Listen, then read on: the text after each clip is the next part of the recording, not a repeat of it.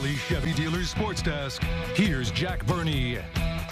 Good evening, everybody. Welcome back. We start in high school volleyball after sweeping Winchester this morning in the semi-state semifinal. The Bar Reeve Vikings just needed one win to punch their ticket to the state championship for the first time since 2020. Standing in their way was 2A number 1, Brownstown Central. Let's take you to Martinsville for the semi-state championship. Long rally here between the two teams. It ends up in Carter Burris getting up for the big block. The big-time stuff gets Bar Reeve a point. The Vikings go on to take the first set 25-23 against number 1, Brownstown Central. Second set, the Vikings battled in this one, but Brownstown Central punched back. But they set up Mariana Vandara here, and Bar Reeve gets a point. She slams it home for the kill, but Brownstown bounced back to take set 2, 25-22. The Braves got out to a big lead in the third set, but the Vikings battled back. Here's Carter Burris tooling it off the block for another kill to keep Bar Reeve alive for the moment in the third set, but Brownstown would win set 3, 25-18. Vikings with their backs against the wall, but they respond. How about Addie Jones with a block to clinch the fourth set, 25-22 for Bar Reeve. That would send us to a winner-take-all fifth set. The Vikings fight until the very end, but the Braves were too much as they take the fifth set 15-12 and the match 3-2 to move on to the state championship. Bar Reeve's great season ends at 30-7. To high school football now, the Illinois high school playoffs kicking off this weekend. In 1A, the 4-seed KZ Westfield Warriors looking for a first-round win against 13-seed Jacksonville Rout. KZ fans out in full force repping their Warriors on this Saturday. First drive for the Warriors, Nolan Clement fires one deep to Ryan Richards, who catches it in stride for a 39-yard touchdown and a 6-0 KZ Westfield lead. Just the start of a huge game for Richards. Next drive, 3rd and 12 on the 23. Clement steps up in the pocket, finds Richards in the back of the end zone for another Warrior touchdown. KZ on top 12-0 after their first two drives. Clement 4 touchdown passes in the game. Richards doing it on offense, does it on defense here after the interception.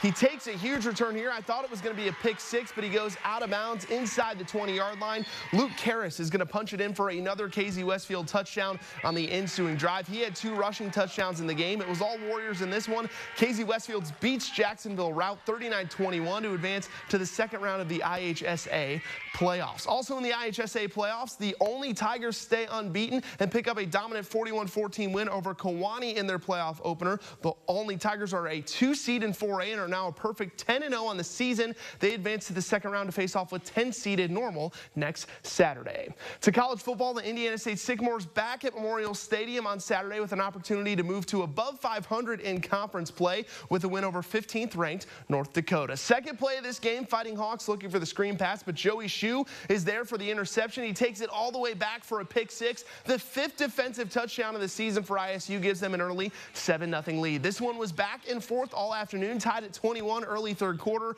Ples Lawrence takes the handoff down the sideline. It's a foot race. Nobody will catch him. 53-yard lightning strike touchdown gives the Sycamores a 27-21 second half lead. Later in the third quarter, ISU trailing by 1. Elijah Owens screen pass here to guess who? Ples Lawrence. He's going to make one man miss. Turns on the afterburners after that for another go-ahead touchdown. Lawrence 139 total yards.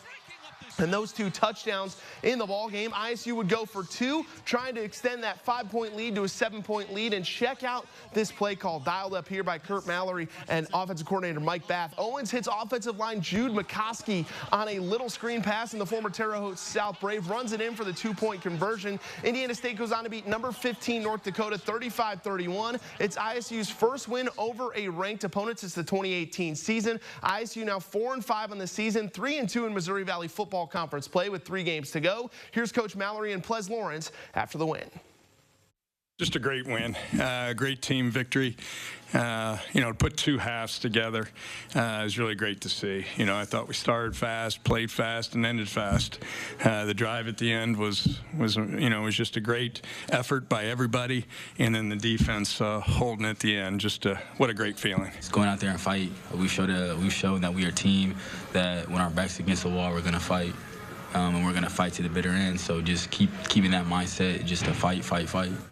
St. Mary of the Woods Sprint Football hosting Midway in the Midwest Sprint Football League semifinals this afternoon. The Pomeroys get on the board first. They hand this one off to Patrick Perea, who spins off a defender, races to the end zone for a touchdown, and a 7-0 St. Mary of the Woods College lead. Midway trying to answer through the air, but the pass is intercepted here by Kerry Lacey. Big play for the Pomeroy defense. He returns it right around midfield. Next St. Mary of the Woods drive. How about Vincent's Lincoln grad Xander Hunt here on the quarterback draw for a first down. He had a huge game for St. Mary of the Woods just his freshman year at the Woods. He had 2 touchdowns in the game, gets a big first down on third down right here. Later on the drive, it's Riverton Park grad Darren Hazard taking the handoff right up the middle for a 15-yard touchdown. St. Mary of the Woods goes on to beat Midway in a shootout 56-42. The Pomeroys move to 7-0 and advance to next Saturday's Midwest Sprint Football League Championship game against Calumet College of St. Joseph, which they will host at J. Barrett Field. In the Big Ten, 8-0, 13th ranked Indiana on the road at Michigan State.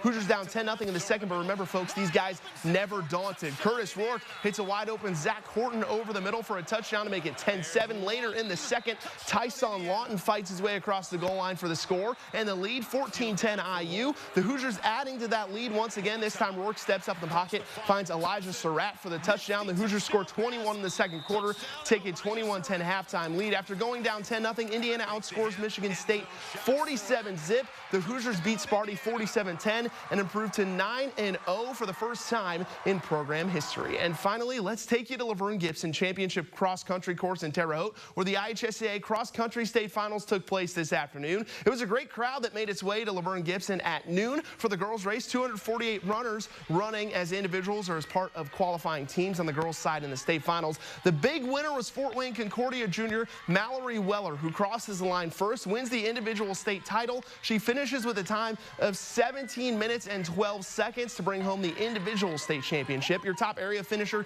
Eastern Green senior Liliana Blaze, who finishes in 94th place at the state championship. Not far behind her was her T-Bird teammate Esther Crane, who crossed the line in 19 minutes and 22 seconds, good for 99th place. Northview junior Hannah Harrison wrapped up her great season, finishing not far behind with a time of 19:32. On the boys' side, South Vermilion's Carter Jackson finished in 78th place with a time of 16:10. It was a great wrap to the high school cross-country season this afternoon over at Laverne Gibson. And that is a wrap for sports. It's the Rounds Wrap coming up right after the break.